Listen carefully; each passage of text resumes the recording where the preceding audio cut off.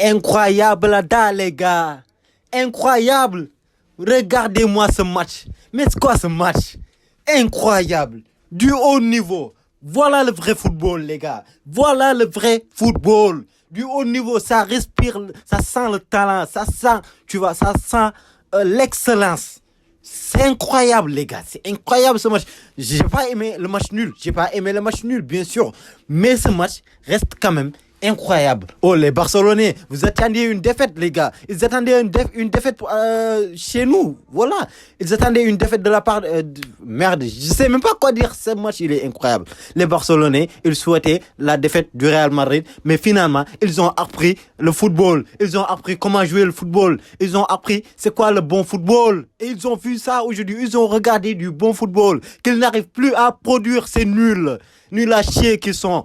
Les Barcelonais, mais ouais, je vais d'abord commencer par Ancelotti avec Rodrigo. Ancelotti, vous avez vu, j'ai eu raison aujourd'hui. J'avais peur dès le début avec le classement, avec Rodrigo à droite. Chaque jour, je ne cesse de me plaindre de cette position de Rodrigo sur le côté droit. Et aujourd'hui, il a refait la même chose. Mais vous avez vu, durant tout le match, Rodrigo, il a joué sur le côté droit.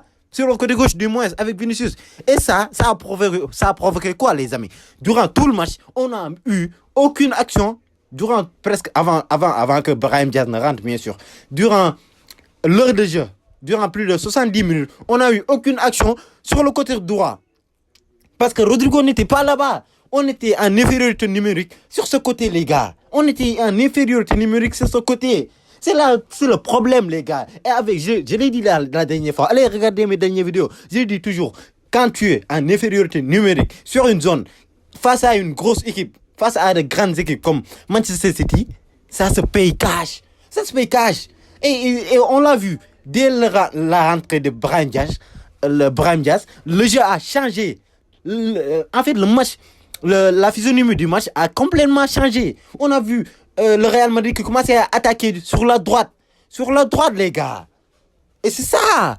Ancelotti, je dis pas que Rodrigo, il est nul. Rodrigo, il est un top joueur. C'est un top player. Tu vois. Il a marqué son but aujourd'hui. Ce but nous a beaucoup aidé même. Mais, quand même, en le mettant sur le côté droit, il handicape Rodrigo. Il handicape aussi l'équipe du Real Madrid. C'est ça la vérité.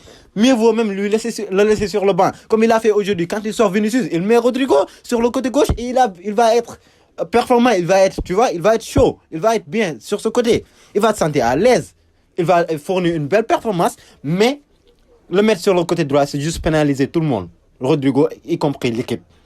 Bref, Camavinga, il a claqué aussi son but. Vous allez me dire aujourd'hui, je ne fais que critiquer les buteurs, mais c'est ça le problème. Camavinga aujourd'hui, il a inscrit son but, il a été incroyable un peu, mais je l'ai trouvé un peu nonchalant, je l'ai trouvé un peu mou, en fait, un peu, tu vois.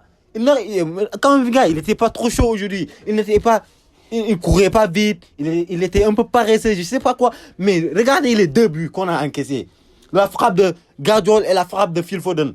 Tous ces deux frappes-là, on ne devait pas laisser le joueur, l'adversaire, armer la balle, se positionner jusqu'à même regarder les buts et mettre sa putain de frappe. Non, mais Camavinga devait venir. Il devait être là. C'est lui le milieu défensif. C'est lui le premier qui doit être sur l'adversaire sur ce genre d'occasion avec des frappes en dehors de la surface. Bref, c'est fou. Je me dis que s'il y avait Thibaut Courtois, on n'allait pas encaisser trop de buts comme ça.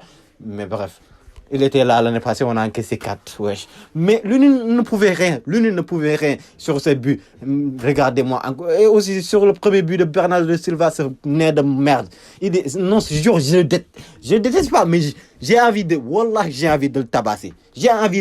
Bernardo Silva, il va un jour me faire casser ma télé.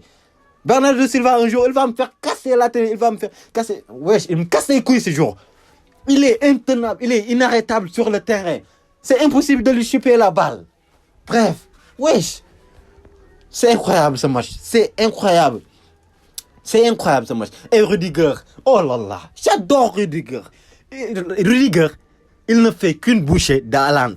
Tu vois, en Angleterre, toutes les défenses, ils ont peur d'Haaland. Ils jurent par Erling Haaland. Tu leur demandes, qui est votre maître? À Saliba, à Van Dijk, Konaté, tu les demandes, c'est qui votre maître? Ils te diront Erling Haaland. Mais Erling Haaland, lui, il jure par Rudiger. C'est Rudiger son diable. C'est Rudiger son Satan. Rudiger ne le laisse même pas respirer. Rudiger, il est là, sur les couilles d'Haaland. Toujours là. Et j'adore ça. J'adore ça. C'est pour ça que je préfère toujours Rudiger comme Militao. Je préfère largement Rudiger comme Militao parce que Rudiger, du début à la fin, il est concentré sur le match. Il est là, déter. Le gars, il est là, prêt à en découdre avec toi. Il est non, je te jure, Rudiger, il est juste le regard de Rudiger. Tu vois que le gars, il dégage du sérieux. Il n'est pas là pour s'amuser. Le gars, il est archi déterminé. Il est archi concentré sur son match. Et j'adore ça. Bref, voilà, un match. Et Modric, Luka Modric, le vieux, il faut plus le faire jouer. Parce que ça, c'est des gros matchs. Bien que ça demande de l'intensité physique, mais ça demande aussi une finesse technique. Tu vois, une finesse technique, une qualité technique que aucun joueur n'a au Real Madrid, à part Luka Modric.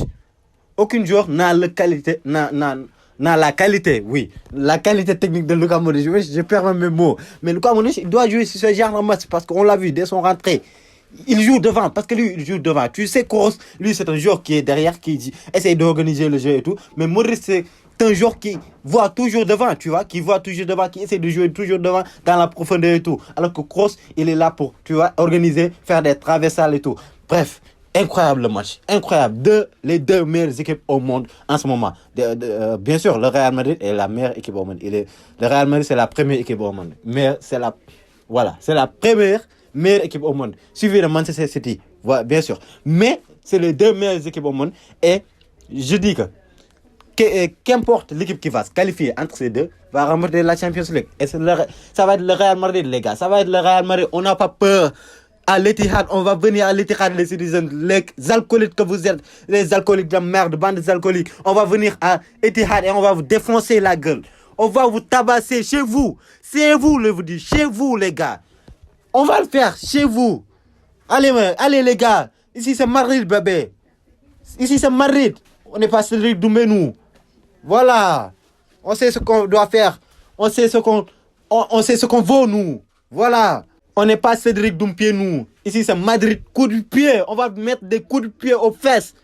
Voilà. On ne se prend pas des épines aux pieds et tout. Voilà les gars. C'est tout ce que j'avais à dire.